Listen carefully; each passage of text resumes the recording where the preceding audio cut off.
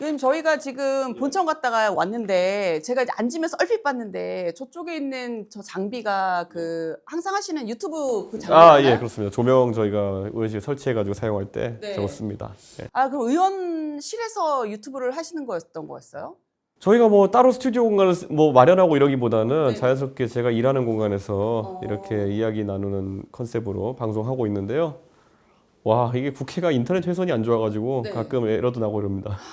주로 몇 분이 같이 준비를 하시는 거예요 그러면?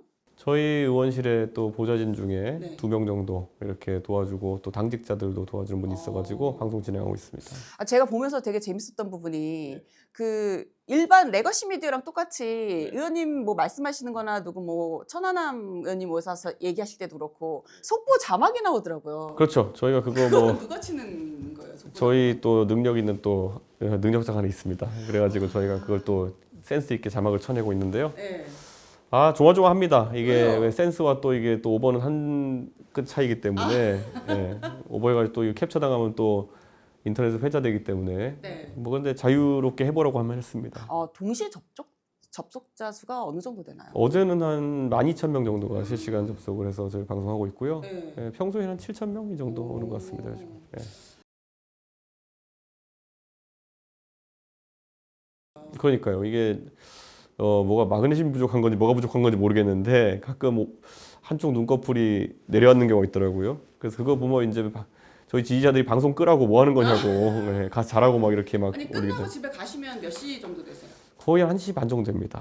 예. 그 얘기도 들었어요. 너무 뭐 이 라이브 방송 때문이 아니라 지역 갔다 오시다 너무 힘들어서 문 들어가자마자 현관에서 주무셨다는 얘기도 그게 있더라고요. 가면은 딱 현관문 이제 요즘은 날씨가 좀 덜 춥지만 추울 네. 때 현관문 열고 들어가면 딱 따뜻해질 때 있잖아요. 네. 근데 그 바닥 난방이 적용되는 공간 딱 발을 얹었을 때 네. 무너져 내릴 때 가끔 있습니다. 그때. 아니 일정이 얼마나 바쁘시면 저 그것도 하나 재밌더라고요. 후원 사이트 이 펭귄 밥주기 그거 보면서 최근 경향성을 가장 잘 반영해서 만들었다 이런 생각이 들었는데 그건 아이디어 누가 내신 거예요? 제가 정치를 이제 한번 선거 많이 치러보다 보니까요. 네. 이게 정치 후원금 원래 계좌번호 오픈해서 이제 받는 경우 많은데 저희도 물론 그렇게도 하지만 사이트를 만들어 가지고 일반 상점처럼 카드 결제나 아니면 계좌이체 실시간으로 할 수 있게 하는 게 되게 간편하겠다. 그리고 이게 정치인한테 후원을 하면은 그게 이제 국세청으로 신고돼 가지고 또 10만 원까지는 세액공제가 되거든요. 근데 그거를 이 대선 정도 되면은 예를 들어 몇십억 단위 후원금인데 그거를 뭐 한 10만 원씩 내는 분들이 몇만 명 된다 치면 다 금액 대조해 가면서 이름 체크하면서 영수증 발급하는 게 일이 장난이 아니에요. 그렇죠. 그래서 저희가 사이트를 만들어서 그걸 자동화 해가지고 지금 몇만 명이 후원해도 자동 영수증 발급되게 해놨습니다. 네, 그 40대 기술은 제가 말씀을 드렸는데 뭐 앞으로도 사실은 대선 출마하실 기회가 굉장히 많아요. 젊으셔서. 근데 이 시점에 나 이준석이 나와야 되는 이유 뭐가 있었을까요? 전 대한민국 되게 위기라고 생각해요. 지금 뭐 저한테 나중에 하면 안 되냐 이렇게 하는 분도 있는데요. 나중에 하는 것보다 지금이 위기가 너무 심각하기 때문에 나중에 없을지도 모른다는 생각이 들고 있습니다. 지금 전 세계 지도자들이 젊어진 추세거든요. 프랑스는 마크롱 39에 이제 했던 거고 우리가 잘 아는 뭐 미국에서 사랑받던 대통령들 오바마, 케네디 이런 사람들 전부 다 43, 47 이럴 때 했던 거고요. 네.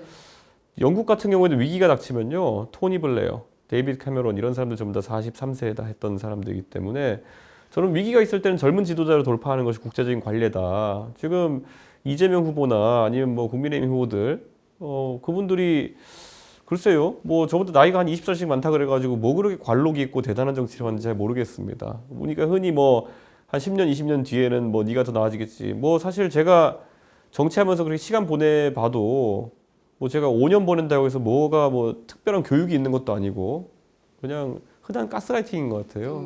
그래서 저는 뭐 이런 생각하는 게 저도 이제 40이 됐는데 30살일 때 저보다 제가 어떤 면에서 그래서 나아졌지?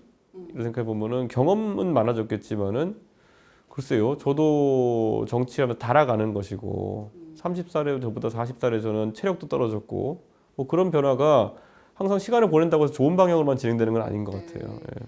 그러니까 나이가 드는 게 무조건 연륜과 긍정적 효과만 있는 것은 아니다. 그런 가스라이팅에 당하면 안 되는 게 뭐 어릴 때는 이제 너는 기다렸다 나중에 뭐 하면 뽑아줄게 이런 나중에 나이 들면은 너는 이제 닳고 달아가지고 신선하지가 않아 이렇게 또 네. 가스라이팅 할 거거든요. 네. 그러니까 그거는 그냥 추임새 같은 거지. 그걸 진짜 믿으면 안 돼요. 그거는.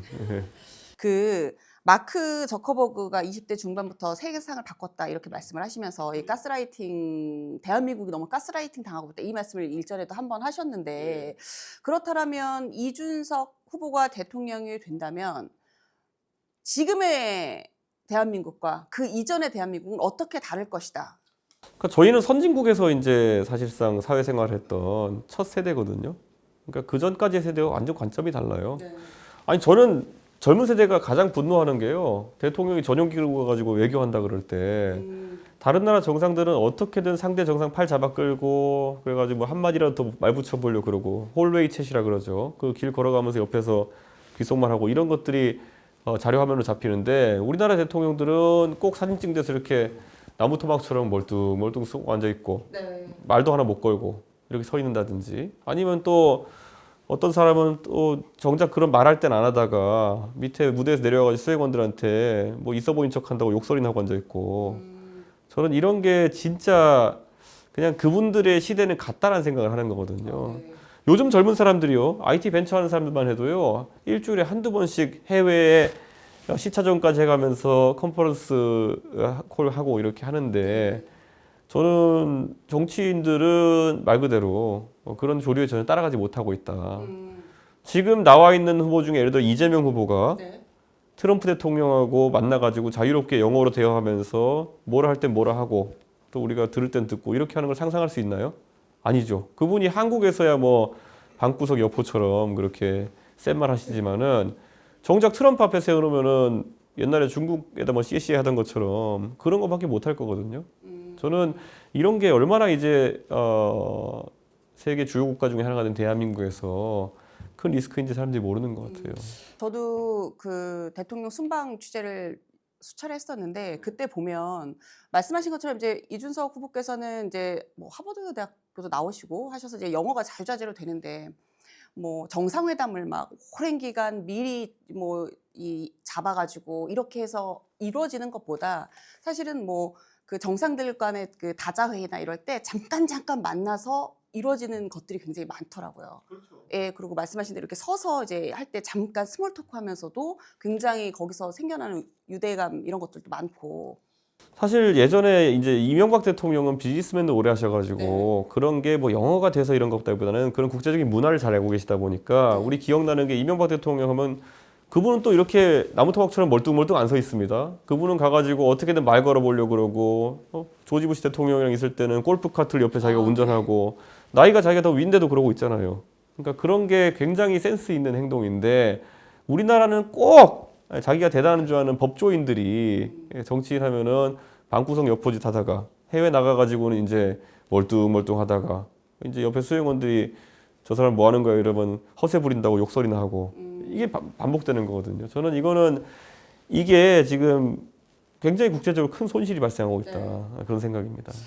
그 대통령이 이제 하는 이 정치력에서 국내 정치도 있지만 사실 말씀하신 것처럼 외교력이라는 것도 굉장히 중요한데 그런 측면에서는 뭐 이준석 후보께서 대통령이 되신다면 이것도 이제 새로움일 것 같아요. 근데 주로 이제 압도적 새로움을 보여주겠다 이렇게 말씀 많이 하시잖아요. 그러면 압도적 새로움 개혁신당의 후보로서 뭐가 있지라고 생각을 하면 사실 아직까지 제가 확 떠오르는 건 없어요. 이준석의 정치 자체는요. 지금까지 정치의 문법이나 관성에 따라서는 해석이 안 되는 정치예요. 아니 제가 36살에 당대표 된 것 자체가 어쨌든 파격이었을 것이고요. 그때 선거운동하면서 문자도 안 보내, 사무실도 없어, 뭐 조직도 안 만들어 이렇게 했던 것도 파격적인 선거운동이었고요. 그래서 제가 꺾었던 사람들이 나경원, 주호영 이런 쟁쟁한 분들이었고 제가 결국에는 계속 선거 연전연패 빠진 그 당시 국민의힘을 이끌어가지고 대통령 선거, 지방선거 승리를 만들었잖아요. 그게 박근혜 대통령 이후로 전국 단위 선거를 승리로 이끈 사람은 아마 저밖에 없을 겁니다. 예, 박근혜 대통령이 탄핵된 이후에. 그러니까 저는 그런 실적만 봐도 제가 보여준 새로움이라는 것이 이미 실적이 엄청 누적되어 있는 거고요. 지금도 선거를 앞두고 많은 분들이 야, 너 저렇게 해가지고 나중에 광 팔다가 단일화하는 거 아니야? 이런 얘기 하겠지만은 저는 동탄 선거 때도 그게 아니라는 걸 보여줬거든요. 네. 그러니까 지금까지 호사가들이 하는 아니면 정치인들 중에서 그냥 자기들 관점에서 많은 걸 이해하는 사람들이 하는 얘기랑 완전히 다른 방식으로 갔던 거라서 이번에도 선거 과정에서 그런 모습 많이 보게 될 거다. 이준석 후보가 하는 행보 하나하나가 압도적 새로움일 것이다. 그렇죠. 그리고 제가 좀 허언을 안 하는 편이거든요. 예. 저는 뭐 그런 감성적인 얘기 잘 안 합니다. 예. 그래서 뭐 봄이 오면은 뭐는 서울이 되고 뭐 목련이 피면 뭐가 어떻게 되고 이런 거 장난 안 치거든요. 저는 있는 그대로 얘기하고 국민들에게 있는 그대로 평가받는 스타일이라서 저는 제가 하는 말들은 최대한 신뢰하셔도 좋다 이런 생각입니다. 그러면 어쨌든 지금 원내 세 개석을 가지고 있는 이제 소수 정당이잖아요. 그렇기 때문에 만약에 후보 하나만 보고 투표를 해도 대통령이 되면 이 국회와의 이 협법도 굉장히 중요한데 잘 운영할 수 있을까라는 우려들을 하는 시선들을 또 저는 있어요. 국민들이 늘상 입버릇처럼 말하는 정치 싹 바뀌었으면 좋겠다라는 걸 실현할 수 있는 최적의 후보가 이준석이다. 이렇게 보는 게 어차피 대통령 중심제이기 때문에 제가 대통령이 되는 순간 통치를 할 수 있을 만큼의 기본적인 의원수는 모일 겁니다. 네. 예, 양당에서 아마 이탈자가 충분히 나올 것이기 때문에 이탈자가 나올 것이다. 당연하죠. 정계 개편이 일어나겠죠. 그래서 그중에 괜찮은 분들을 함께해서 일정한 덩어리를 형성하고요. 그렇다고 아무나 모실 수는 없겠죠. 그 다음에 마크롱 같은 경우에도요. 하원 의석이 하나도 없는 상태에서 당선돼가지고 그 다음 총선에서 압도적 의석을 얻었던 것이거든요. 그러니까 프랑스 사람들이 했던 걸 우리가 못한다고 생각하는 게 이상한 거예요. 우선 대통령 선거에서 이준석을 뽑아가지고 야, 거대 양당 니네 전부 다 틀렸어. 한번 보여준 다음에 그러면 양당도 혁신할 것이고 저희 여당이 된 저희 당도 혁신할 것이고 해가지고 아주 세게 한번 경쟁을 붙어보면은 그거 이익은 국민이 보는 겁니다. 그럼 지금 이대로 놔두면 어떻게 되겠어요? 지금 이대로 놔두면 양당이 관성에 따라 가지고 뭐 지금이야 탄핵 때문에 국민의힘이 밀리는 것 같아 보이지만은 또 민주당이 기고만장해가지고 문재인 정부 시절처럼 이념적인 정책 펼치면 또 5년 뒤에 뒤집히고 뭐 이런 뭐 실없이 그냥 정권만 왔다 갔다 하는 상황이 생길 거거든요. 이번에 그냥 정치 싹 바꿔버리려면은 이준석 뽑아야 된다 이런 생각입니다. 말씀하신 대로 실현이 된다면 진짜 이게 압도적 새로움이 되겠네요. 그렇죠. 프랑스도 했는데 우리 못할 게 뭐냐 이런 생각이고 저는 지금 대한민국의 아까 위기 말씀드렸는데요. 네. 아까 글로벌 통상 위기 아니면 트럼프발 위기 이런 거 말고도요. 과학기술 패권 경쟁 이런 것도 있어요. 중국이 저렇게 부상하는데 그거 다 과학기술로 붙어야 되거든요. 근데 지금 대한민국의 정치인 중에 과연 이공계에 관련된 걸 아는 사람이 안철수, 이준석 정도 말고 누가 이름 알려진 사람이 있느냐. 제가 이번에 그래서 국민의힘 경선 진짜 안타까워서 제가 평소에 안철수 의원 그렇게 티격태격했어도 꼭 안철수 의원이 올라갔으면 좋겠다 했던 게 저 주제가 너무 천박해요. 지금 다뤄지는 것들이. 지금 다뤄지는 주제들이. 그러니까요. 가가지고 누구는 말꼬리 잡기 하고 앉아있고 무슨 숨고개 같은 거 하고 있고 그게 아니라 어떻게 대한민국의 과학기술을 지원해가지고 중국과의 경쟁에서 이겨가지고 진짜 다시 우리 산업 경쟁력 찾고 이런 거 얘기하는 사람이 아무도 없더라고요. 그래서 유일하게 그 관심 가진 안철수 의원 잘 되길 바랬는데 이번에 좀 아쉬웠습니다. 그래서 그 안철수 의원과 사이가 안 좋았던 거에 대해서 좀 후회하신다 이렇게 말씀도 하신 거예요? 근데 제가 저도 이제 나이 40대서 보니까요. 네. 예전에 제가 이제 제일 좋아했던 그 정치인 중에 노회찬 의원님이 네. 이제 저한테 되게 아껴주시고 하셨는데 노회찬 의원님이 예전에 그런 말씀하셨어요. 한국이랑 일본이 평소에 사이가 나빠도 외계인이 쳐들어오면 힘을 합쳐야 된다. 예, 저랑 안철수 의원이랑 뭐 티격태격 할 수 있죠. 근데 지금은 완전히 국가적 위기 상황이고 거의 다른 정치인들 뭐 이재명 대표나 이런 분들 외계인 수준이에요 지금. 저는 그래서 이럴 때일수록 뭐 한국과 일본이든 톰과 제리든 뭐든 힘을 합쳐가지고 이거 과학기술에 대한 문제 풀어내야 된다. 그런 생각입니다. 이제 공식 선거운동이 얼마 남지 않았는데 지금 현재 판세는 어떻게 예측하고 계세요? 이 3당으로 선거 치러보는 거에 제가 이골이 났어요. 이골이 났다. 제가 옛날에 노원병에서도 바른미래당으로 총선 치러보고 근데 그때 제가 2등 했습니다. 예. 그래서 제가 여론조사에 끝까지 한 15% 정도 나왔는데 나중에 최종 27% 정도 나왔거든요. 그리고 제가 동탄에서도 마지막까지 한 27% 나오다가 42% 나왔거든요. 3당의 선거라고 하는 것은 진짜 숨은 표가 엄청 많습니다. 숨은 표가 많다. 예, 이게 단순히 그냥 망상이 아니라 제 선거가 그랬어요. 기록 찾아보시면 나옵니다. 예, 그렇기 때문에 마지막에 그 말이 뭐냐면 모름 없음으로 분류된 인포들이 네. 확 몰려오는 겁니다. 지금도 여론조사 보면 모름, 없음 이게 한 20%에서 20% 그렇죠. 이상이 나와요. 계속. 그렇죠. 네. 그리고 최근에 이재명 대표가 뭐 조급해서 폭주하면서 저는 또 민주당의 연성 지지층, 민주당이 아주 좋진 않은데 그냥 국민의힘이 너무 싫어가지고 민주당 찍는다 하셨던 네. 분들이 상당히 이탈할 것이고 그분들이 또 그럼 그래 국민의힘은 아직까지 못 찍겠는데 이럴 때는 개혁신당 찍자 하는 분들이 많아질 거라 생각합니다. 그 개혁신당 선대위원장이신 천하람 의원께서 5월은 이준석의 시간이 될 거다 이렇게 말씀을 하셨는데 그게 지금 의원님 말씀하신 이것과 맥락이 같은 걸까요? 그게 뭐 천하람 의원이 뭐 과학적으로 분석해서 하는 얘기는 아니고요. 그게 뭐 천하람 의원이 뭘 그렇게 대단한 그 자료를 갖고 하는 거겠습니까? 그런데 네. 한 가지 확실한 거는 네. 저희가 지난 총선을 겪으면서 개혁신당의 구성원들 자신감을 얻었어요. 예, 그러니까 저희가 가는 방향이 옳고 그리고 저희가 가는 방향에 대해서 진실되면은 유권자들 항상 응답해 주더라. 자신감을 얻은 이유가 그 세석을 얻었기 때문인가요? 저희는 정정당당하게 갔거든요. 지금 전 그 국회에서 비례대표랑 지역구로 둘 다 당선된 정당은 저희밖에 없어요. 전부 다 연동형 비례제나 이런 거 때문에 네. 전부 다 반칙을 써가지고 위성정당 만들고 이런 식으로 장난치고 아니면 비례연합정당 들어가가지고 사실상 민주당 표로 당선돼가지고 당 분리하고 이런 경우는 있었는데 저희가 정정당당하게 정치하는 당이 그렇게 많지 않습니다. 개혁신당은 사실상 자력으로 그렇죠. 지역구와 비례 의원을 모두 배출했다. 그 숫자가 좀 적을 수는 있겠지만은 저희는 하여튼간 정정당당하게 승부는 정당이고 네. 그거를 알아봐 주시는 거죠. 사실 그때 저희가 세석이긴 하지만 저희와 비슷한 상황에 있던 많은 당들은 의석을 배출하지 못한 당들도 있거든요. 그러니까 저는 상당한 자신감을 가지고 국민에게 진실되면 표는 온다. 그거 믿고 가는 거고 뭐 천하람 의원은 그거 원칙을 강조한 게 아닌가 싶습니다. 그러면은 어쨌든 국민을 믿고 가면 표는 온다. 이 표를 오게 하기 위해서 개혁신당이 준비한 비단 주머니 뭐 소개해 주실 수 있을까요? 그러니까 선거 기술에 대해서는요, 네. 되게 재밌는 거 많이 기대하셔도 좋고요. 그런데 한 가지 정책 면에서 저희가 계속 정책 발표를 하고 있는데 좀 많은 관심 가져주셨으면 좋겠는 게요. 저희는 맞는 말을 많이 합니다. 맞는 말을 많이 한다. 근데 이게 옳은 말, 맞는 말이라는 뜻도 있고요. 얻어맞는 말이라는 뜻도 있습니다. 네. 근데 그 맞는 말을 하는 걸 저희가 되게 중요하게 생각하는 게 한번 생각해 보시면요. 개혁신당이 항상 하는 얘기들이 처음에는 무슨 막 엄청나게 얻어맞아요. 제가 예전에 작년에 노인 무임승차를 제도를 바꿔가지고 바우처 제도로 바꾸고 그러면은 서울의 수도권에 사시는 노인분들, 지하철 가까이 사시는 노인분들뿐만 아니라 전국에 계신 노인분들이 혜택 볼 수 있는데 혜택은 좀 조정해가지고 전국에 있는 분들 받을 수 있게 하자. 얼마나 대한 노인에서도 막 와서 난리 했거든요. 그런데 그게 지금 와서 요즘 기사 나는 거 보면은 거의 매주에 한 번씩 서울 지하철 적자 더 이상 버티기 힘들다 나오고 있잖아요.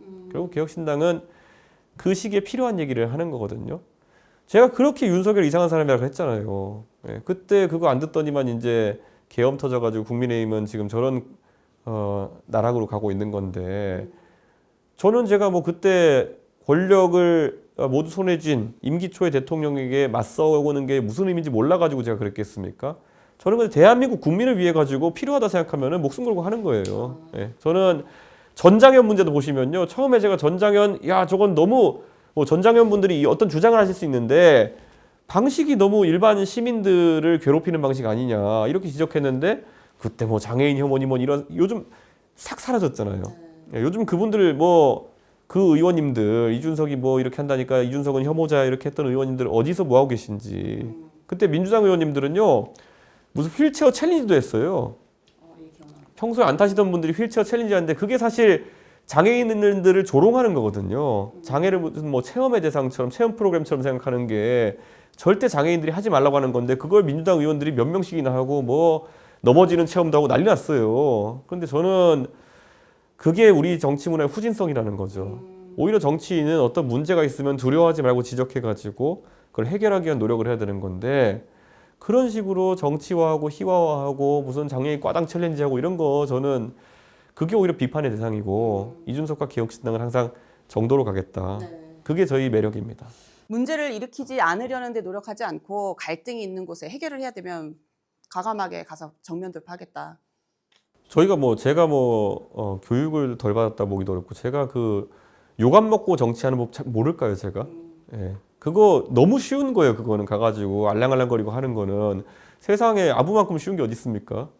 근데 그거를 무식해서 또는 인성이 더러워서 아니면 천성이 이상해서 이렇게 안 한다고 생각하시면 그건 굉장히 가볍게 사안을 보시는 거예요.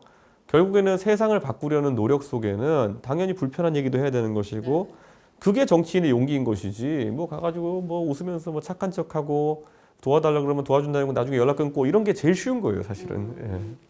이 경쟁자가 될 이제 국민의힘 후보 이제가 결정이 됐습니다.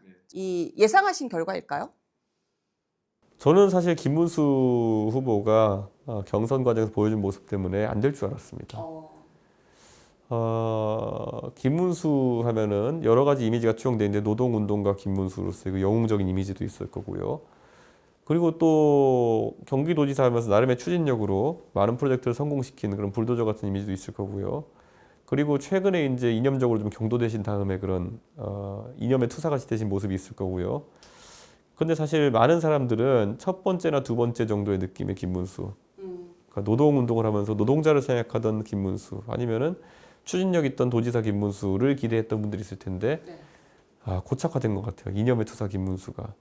그래서 좀 그게 안타깝고 정책적으로 이제 여러 아이디어, 옛날에는 그분이 경기도지사 하시면서 GTX 아이디어도 내고 좋은 아이디어 많은데 이번에는 버스에다가 노인 무임승차를 하자 뭐 이런 것들을 하셨는데 너무 정치공학적으로 보여가지고 안타까웠습니다. 근데 그럼에도 불구하고 당선이 된 이유는 뭘까요? 국민의힘이 생각보다 사람이 마실 수 없는 짠물인 거죠. 예. 국민의힘이 어쨌든 최종 후보가 결정이 됐지만 한덕수 권한대행이 이제 출마 선언을 하면서 이제 단일화라는 또 다른 숙제가 남아 있어요. 근데 지금 한덕수 권한대행이 그 출마 선언할 때 보니까 국민의힘 의원들이 뒤에 지지 선언하듯이 서 계시더라고요. 이거는 국민들이 이 모습을 보면 어떤 생각이 들까요? 어떠세요, 의원님은? 예전에 노무현 대통령도 후보 선출된 다음에 후단협이라는 것을 휘둘려가지고 많이 이제 고생할 때 그때 정치인 노무현의 팬덤이 강하게 생깁니다. 노무현이 우리가 정말 아주 파란을 겪으면서 대선 후보 놨었는데 여의도의 기득권 정치인들이 우리가 뽑은 정치인을 인정하지 않아? 그래가지고 저런 식으로 몰아내려 하는 거야? 그것 때문에 후단협 이후로 이제 사실 정치인 노무현의 그 외로운 모습에 감화된 사람들이 이제 친노를 형성한 거거든요. 저는 그런 어떤 국민의힘 의원들의 행보가 한덕수 총리에게 도움이 되지도 않을 거니와 저는 오히려 가장 불쌍해 보이는 사람에게 동정표 가게 하는 효과가 있다. 그런 생각입니다. 이 단일화, 국민의힘 내부 단일화는 잘 이루어질 걸로 예상하세요? 잘 안 될 겁니다. 잘 안 될 거다. 그 기술적으로 이런 걸 하려고 그랬으면은 경선 빨리 끝냈어야 되는데 지금 뭐 후보 등록까지 일주일도 안 남기고 이러면 한쪽이 들어놓으면 끝나는 거거든요. 물리적으로 시간이 너무 촉박하다. 그리고 게임 이론상 안 들어놓을 이유가 없어 보여요. 내가 국민의힘 후보가 됐는데 굳이 그렇죠. 왜 내가 단일화를 이건 받아서 무조건 들어놓을 겁니다. 이거는. 네. 예. 근데 이제 이 단일화 관련해서는 의원님도 조금 계속 거론이 되고 있어요. 물론 의원님은 단일화를 하지 않겠다. 묻지마식 단일화는 안 하겠다. 이렇게 말씀을 하셨어요. 그러니까 이게 국민의힘 의원들이랑 제가 얘기해 보면 저랑 친한 분들도 많고 한데 되게 생각의 괴리를 느끼게 되는 게 국민의힘 의원님들은 제가 무슨 복당이라는 걸 하고 싶어가지고 안달난 사람으로 착각하고 계세요. 예, 그래서 뭐 복당을 해가지고 뭐 해보고 싶은데 차마 말을 못하고 있는 안타까운 상황에 있는 이준석이라고 혼자 망상을 하시는 경우가 많더라고요. 그런 거 전혀 없습니다. 저는 그냥 개혁신당 가서 너무 행복한데 그러면 거꾸로 이제 제가 무슨 제 위치를 얻기 위해서 그분들을 설득해야 되는 게 아니라 그분들이 저한테 뭐 할 말이 있으면 설득해야 되는 거거든요. 근데 와서 보통 하는 말들이 우리가 너를 어여삐 여겨 복당의 기회를 하사해 줄 테니 이렇게 와라 뭐 이런 거거든요. 그래서 도대체 무슨 말을 하려고 온 것이고 왜 저런 말을 하지 이런 경우가 되게 많거든요. 그러니까 그게 국민의힘에 있는 의원님들이 다 영남 의원님들이고 이러다 보니까 그게 대단한 무슨 하해와 같은 아량인 것처럼 착각하고 이렇게 있더라고요. 의원님 입장에서는 조금 껄끄러운 질문일 수도 있는데 이 당대표 시절에 이 성상납 의혹으로 징계 받으신 거 이거 관련해서 국민의힘에서 지금 말씀하신 것처럼 묻지마식 단일화는 안 하겠다 이렇게 말씀을 지금 하고 계신데 공식적으로 사과를 하는 방향을 지금 적극적으로 검토하는 것 같아요. 제 입장에서는 제가 그때 선거를 대선 지선 다 이기고 지선은 역대 최고로 이기는 그런 선거였는데 그렇게 해놓고 나가지고 사실 젊은 정치인 하나 그냥 인생 매장시키려고 달려들었던 거 아닙니까? 그렇게 한 다음에 지금 와가지고 제가 사실 작년에 이미 그 성상납이 뭐니 하는 거 전부 다 거기다 무고까지 걸어가지고 몇 년 더 괴롭혀가지고 다 무혐의 받아가지고 그 판단 나온 거에 보면은 증거 불충분에 다 나와 있어요. 근데 그거를 인정하지 않고 1년 정도 버티다가 지금 이제 대선을 앞두고 자기들이 뭐 필요한 조건이 있으니까 갑자기 무슨 뭐 사과하겠다?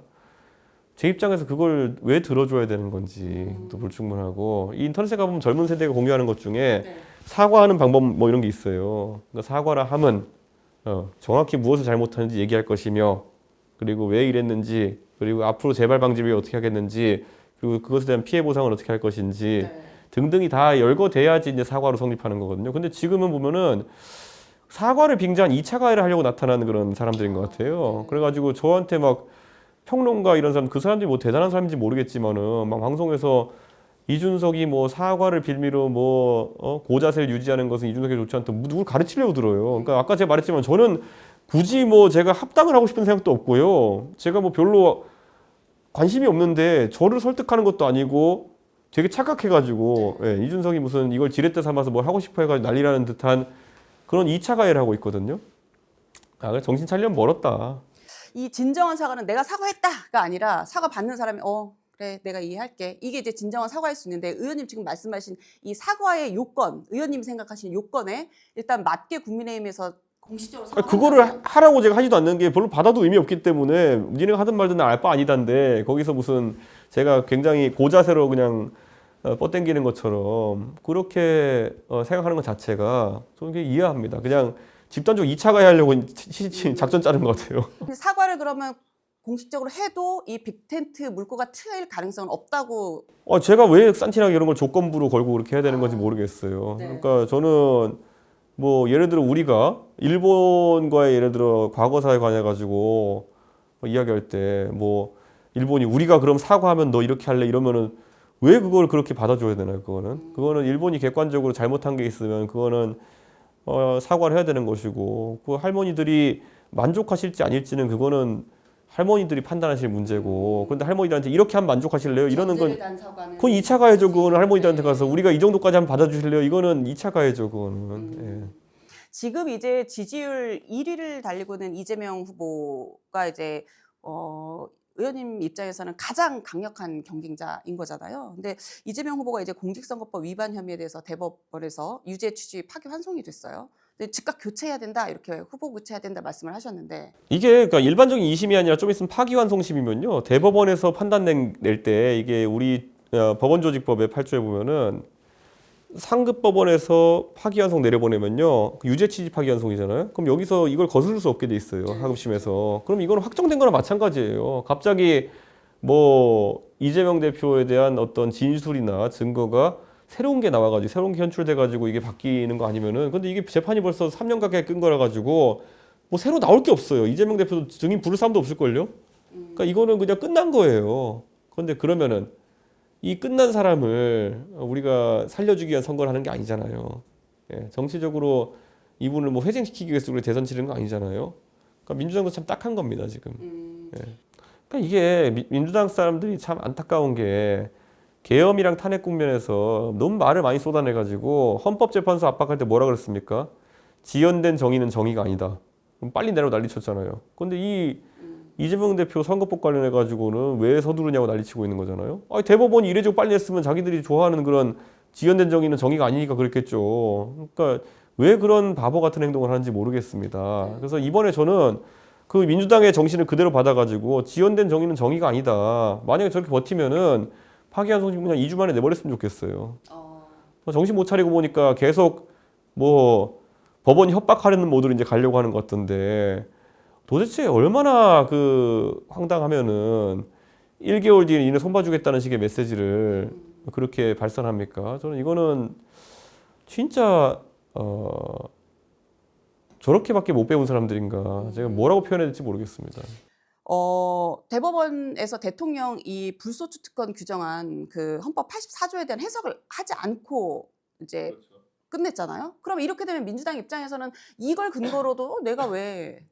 그런데 민주당은 민주당의 모든 말은 민주당의 과거 말로 반박할 수 있기 때문에 예전에 홍준표 후보가 자유한국당 후보로 대선 나왔을 때 그때 뭐 성완종 리스트는 이런 것 때문에 재판받았던 걸로 기억해요. 그래서 그런 것 때문에 무죄가 확정되지 않은 상황에서 나오면은 이거 사법 리스크다. 대통령이 돼도 재판 진행해야 되고 그러면은 당신 잘릴 수 있다.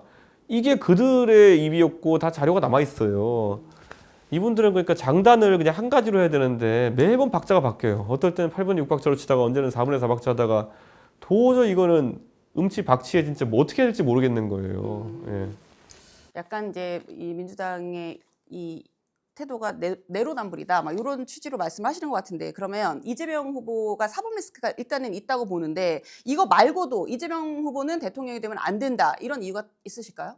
그러니까 이분의 구조를 보면요, 되게 안타까운 게 우선 그 환심사기위가 뭘 질러요. 내가 너 뭐 줄게. 이게 기본적인 논리 구조예요. 그 다음에 사람들이 재원 마련 어떻게 할래 그러면 그때부터 아무 말 대잔치가 시작돼요. 예전에 뭐 지난 대선 토론 때 기억하실 겁니다. 뭐 이거 할 때 돈 어떻게 할 거냐, 뭐 이러면 재정이 위험하지 않느냐, 이런 질문이 들어오면은 대한민국이 곧 기축통화국이 됩니다. 이러고 태연한 표정으로. 예. 기축통화국이 되면은 뭐 국채 발행이나 아니면은 뭐 이런 게 가능해가지고 그런 재원을 마련할 수 있다는 취지로 그렇게 얘기를 하지 않나. 아니면 이번에도 보세요. 뭐 이런 기본 시리즈 하는데 항상 재원 얘기 나오니까 갑자기 이제 그런 거 엮어가지고 뭐 어떻게 얘기할까 사람들이 궁금해하니까 그 엔비디아 같은 회사 만들어가지고 30% 지분을 먹은 다음에 배당 받아가지고 세금 없애면 됩니다. 이게 괴짜 경제학이지 어떻게 이게 정상적인 경제 이론이겠습니까? 거기다 뭐 예전에 보면 자신의 그런 어떤 그런 돈이 돌면 경제가 돈다 이런 거 얘기하기 위해 가지고 호텔 경제론이라는 것도 만들어요. 그래가지고 뭐 호텔에다가 돈을 10만 원 내고 예약을 하고 그다음 그 돈으로 뭐 침대를 고치고 뭐 이렇게 돌다 보면은 나중에 호텔 예약을 취소해도 돈이 들어온 건 없지만 경제가 살아났다. 뭐 이런 진짜 이거는 말이 안 되는 얘기거든요. 제가 이걸 보고 나가지고 누가 가짜로 만든 줄 알았어요. 이재명 대표 골탕 먹이려고. 그런데 본인이 자랑스럽게 영상으로 설명을 해요. 호텔 경제론을. 그러니까 이런 걸 보면서 야 이런 원칙으로 나라 운영하면은 1년 못 버티겠는데 이런 생각이 드는 거죠. 예. 그러면 이 현재 지지율 1위인 이재명 후보를 이길 수 있는 후보님만의, 이준석 후보만의 강점 뭐다? 저는 적어도 그런 멍청한 얘기는 안 할 겁니다. 예. 이준석이 뭐 여러 가지 얘기를 들어도 적어도 이준석이 멍청하다 소리는 잘 안 듣거든요. 근데 제가 항상 말하지만은 우리가 지휘관에 전쟁에 나가면은 뭐 덕장도 있고 지장도 있고 용장도 있고 하잖아요. 그런데 가장 한심한 사람이 가서 뭐 덕장인데 지는 사람, 뭐 이런 사람 이거 황당한 거잖아요. 보면은 회사에 여러 가지 사장님이 있잖아요. 뭐 착한 사장님, 뭐 그리고 똑똑한 사장님 다 있는데 가장 황당한 게 뭐 착하고 월급 못 주는 사장님 뭐 이런 거잖아요. 근데 이재명 대표가 말하는 걸 보면요, 그냥 다른 퀄리티는 제껴놓고 말이 안 되는 경제학 같은 걸 얘기해요. 이러면은 뭐 다른 걸 뭐 검찰 개혁한다고 기분 내다가 호텔 경제학으로 나라 말아먹으면 어떻게 할 겁니까? 그러니까 저는 그런 것 때문에 저는 적어도 그런 멍청함은 안 드러낼 거다. 그게 저의 핵심 공약입니다. 전 적어도 그냥 상식선에서 국가를 운영하겠습니다. 이 상식선에서 국가를 운영하려면 어쨌든 당선이 되셔야 되는데, 그러면 어쨌든 새가 좀 불려져야 되잖아요. 근데 아까 잠깐 말씀하시기로 안철수 의원 과학적 전문성에 대해서 굉장히 높게 평가를 하셨어요. 그러면 연대 제안도 하실 생각이 있으세요? 제가 근데 뭐 지금 그분들이 경선이란 어려운 과정 겪으셨고 또 다른 후보에게 인간적인 모욕감도 느끼셨을 거고 상처를 많이 받으셨을 것 같아요. 그래서 제가 감히 그분들한테 뭐 가까운 미래에 선제적으로 이렇게 말씀드리는 건 예의가 아니다. 저는 그렇게 생각하기 때문에 차분히 그분들 공약하신 것들 제가 공부하고 이러면서 좀 준비해 나가고 그분들이 마음의 여유가 좀 생기실 때 제가 조심스럽게 한번 말씀을 드려보겠습니다. 저희 찾아가는 판도라 마지막 질문인데요. 이 시점에 국민들에게 들려주고 싶은 노래가 있으실까요? 노래요? 네. 어떤 노래가 있을까? 제가 DJ 노래 이런 거 되게 좋아하거든요. 네. 제목. 원래 포카혼타스에 나오는 네, 노래 중에 Colors of the Wind라는 얘기가 있어요. 바람의 빛깔이라는 노래죠. 그거 이제 옛날에 제주 소년으로 유명했던 오연준 씨가 이제 불러가지고 한국에서 유명해진 노래인데. 네. 왜 그 노래를 좋아하시는 거예요?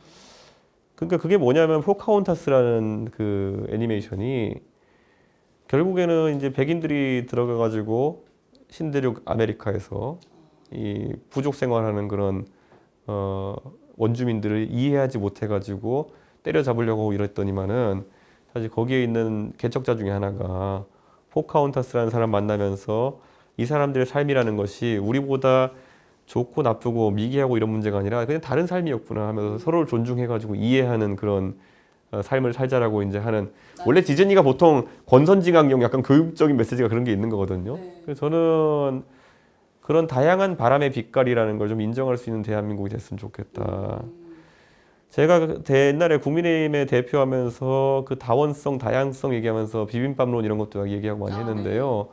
결국엔 국민의힘이 가장 잘 나갔을 때가 제가 그런 다원성, 다양성을 얘기하면서 정말 정치에서 안 다뤘던 주제들이라든지 그런 새로운 사람들이 들어오게 했을 때인 거고요. 그 다음에 그 비빔밥을 다 갈아버려가지고 우리 방식대로 가야 되라면서 윤석열이라는 희한한 사람이 그 방향 이끌었을 때 결국 당이 망한 거 아닙니까? 근데 그게 어떤 당의 문제뿐만 아니라 대한민국도 마찬가지예요. 이 다양한 바람의 빛깔이 존재하는 대한민국이 됐으면 좋겠다. 너무 획일화해서 사람들이 생각하는 것은 안타깝습니다. 네. 세상에 두 가지 색깔만 있는 게 아니에요. 그렇죠. 각각의 정체성을 인정하고 그래서 다양성이 존중되는 대한민국이 됐으면 좋겠다. 아니, 영어도 잘하시는데 한 소절만 좀 불러주실 수 있으세요? Colors of the Wind. 애니메이션인데 이거 노래를 몰라서 제가 그 노래 몰라서. 처음에 시작을 그렇게 네. 하죠. You think you own whatever land you land on. The earth is the earth is just a dead thing you can claim. But I know every 가사가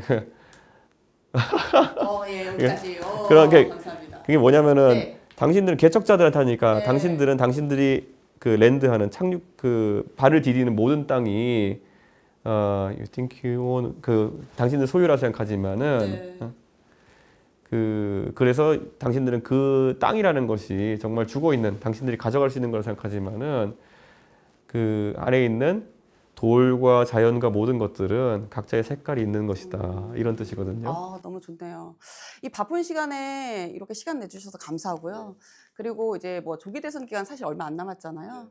근데 이준석 후보가 보여주는 압도적 새로움의 이 대선 기간이 어떻게 될지 저희가 기대를 갖고 지켜보도록 하겠습니다. 예, 좋은 결과 있으시길 바라겠습니다. 오늘 감사합니다. 네, 감사합니다.